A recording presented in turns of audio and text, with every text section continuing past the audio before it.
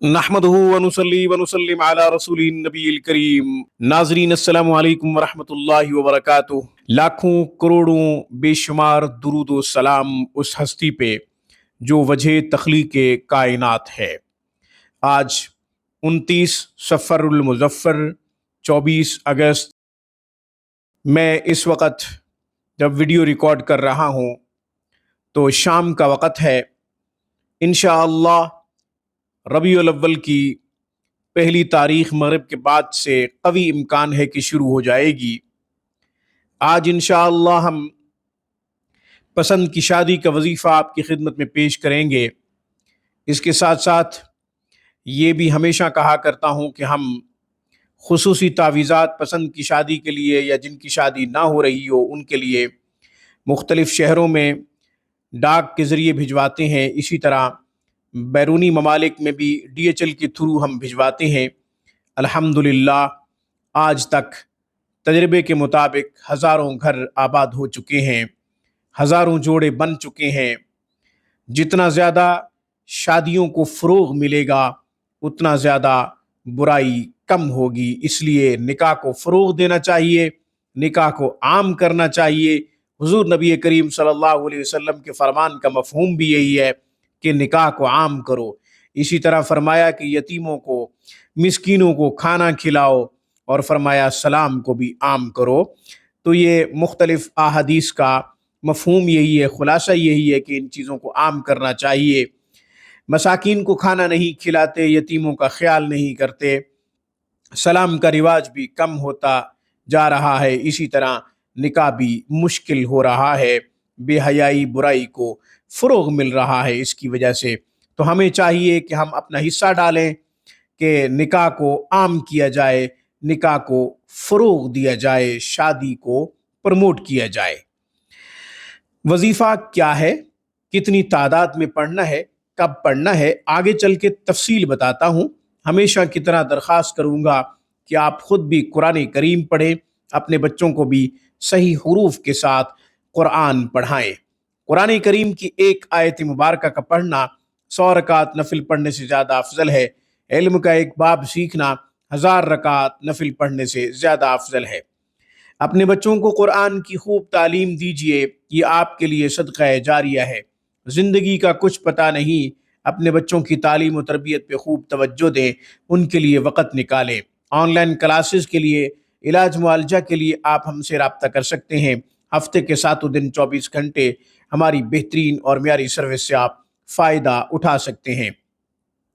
وظیفہ بتانے سے پہلے یہ ہمیشہ کی طرح آج بھی بتا دیتا ہوں کہ پہلی جمعرات کو خصوصی تعویذات بنتے ہیں اور چاند کے پہلے اتوار کو بھی خصوصی تعویذات بنائے جاتے ہیں۔ اس سے پہلے نام لکھوا دیے جاتے ہیں۔ جو احباب شادی کرنا چاہتے ہیں، جو لڑکے اور لڑکیاں شادی کرنا چاہتے ہیں، پسند کی شادی کرنا چاہتے ہیں یا ان کا رشتہ نہیں ہو رہا، ان کے لیے ہم تعویذات بناتے ہیں، وہ اپنے نام لکھوا دیتے ہیں۔ پھر ہم تعویذات بنا کے مختلف شہروں میں ڈاک کے تھرو بھجوا دیتے ہیں۔ اب میں وظیفہ بتا دیتا ہوں۔ وظیفہ بہت ہی آسان ہے۔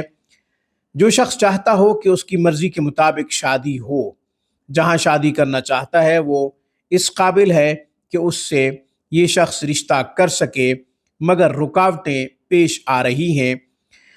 ان کے گھر والوں کی طرف سے رکاوٹیں ہیں یا پھر جہاں رشتہ کرنا چاہ رہا ہے ان کی طرف سے رکاوٹ ہے، تو اس وظیفہ کی برکت سے انشاءاللہ ساری رکاوٹیں ختم ہو جائیں گی۔